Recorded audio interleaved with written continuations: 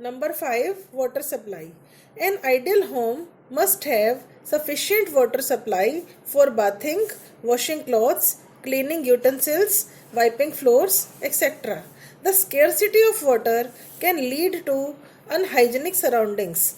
Drinking water must be stored in clean and covered vessels. Storage tanks must be cleaned at regular intervals.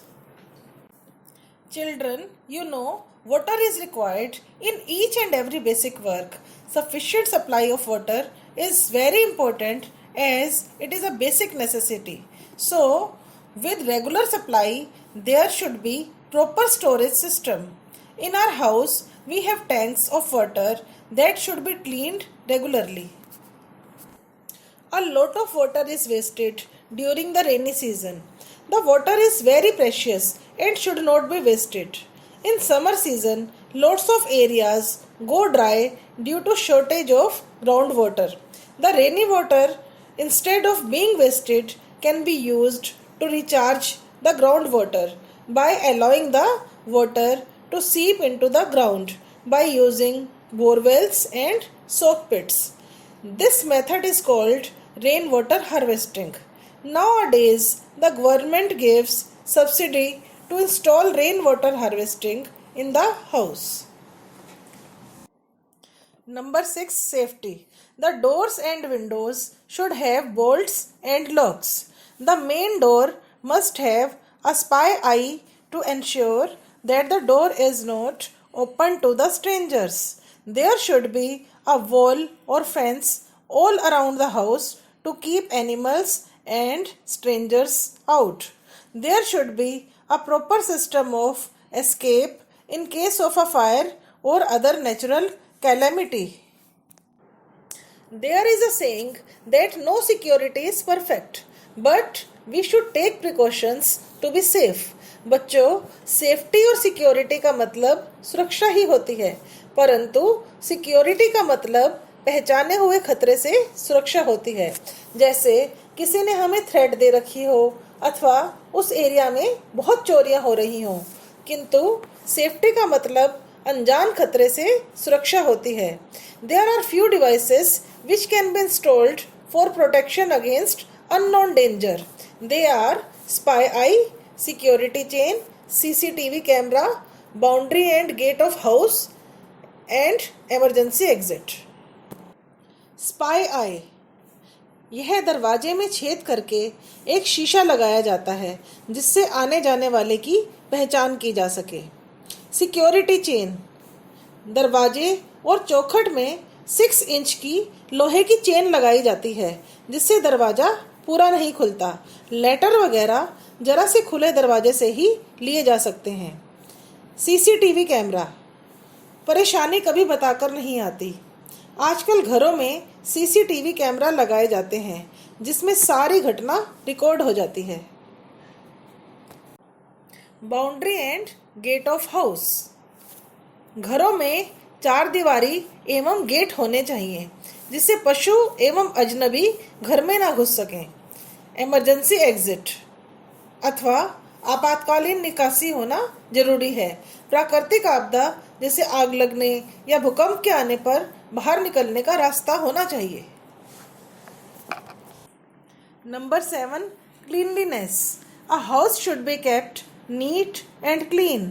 The furniture and other things should be dusted every day. Floors should be wiped with disinfectant. Things should be kept in proper places. It keeps the house neat, tidy and saves a lot of time.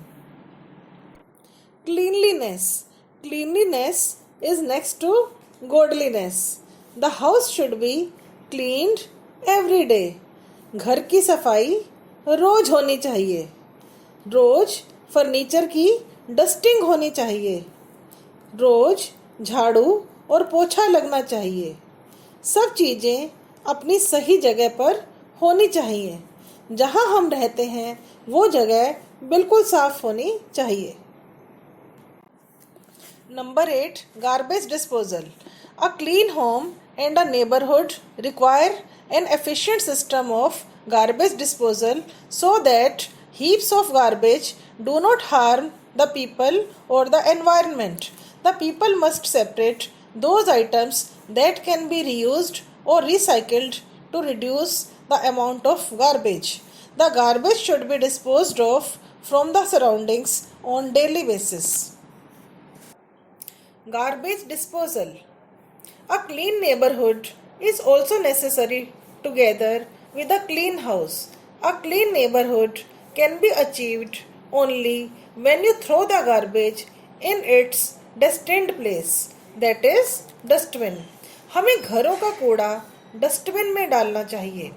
अलग अलग प्रकार का कूड़ा अलग अलग रंगों के कूड़ेदान में डालना चाहिए. बायोडिग्रेडेबल या सड़ने वाले कूड़े को हरे कूड़ेदान में डालना चाहिए, जैसे सब्जी के छिलके इत्यादि. दूसरे प्रकार के कूड़े जैसे लोहा, प्लास्टिक जो सड़ नहीं सकता, उन्हें नीले कूड़ेदान में डालना चाहिए. बच्चों, आपने सरकार द्वारा चलाई जा रही कूड़े की गाड़ियां देखी होंगी जो हर एक के घर से कूड़ा इकट्ठा करते हैं और स्वच्छ भारत का इरादा गीत बजाते हैं. यह स्वच्छ भारत अभियान का ही हिस्सा है.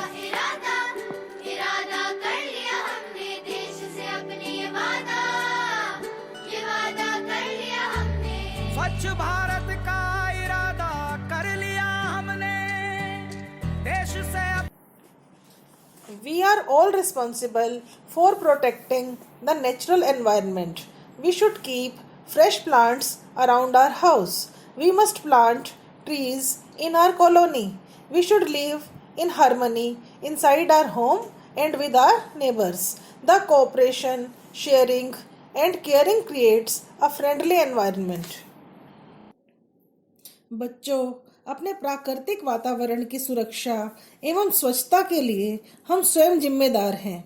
वातावरण का मतलब होता है हमारे आसपास की प्रकृति और उसमें रहने वाले पेड़ पौधे और जीव जंतु शामिल हैं. हमें अपने घर के आसपास पेड़ एवं हरे भरे पौधे लगाने चाहिए तथा अपने पड़ोसियों के साथ मिलजुल कर रहना चाहिए.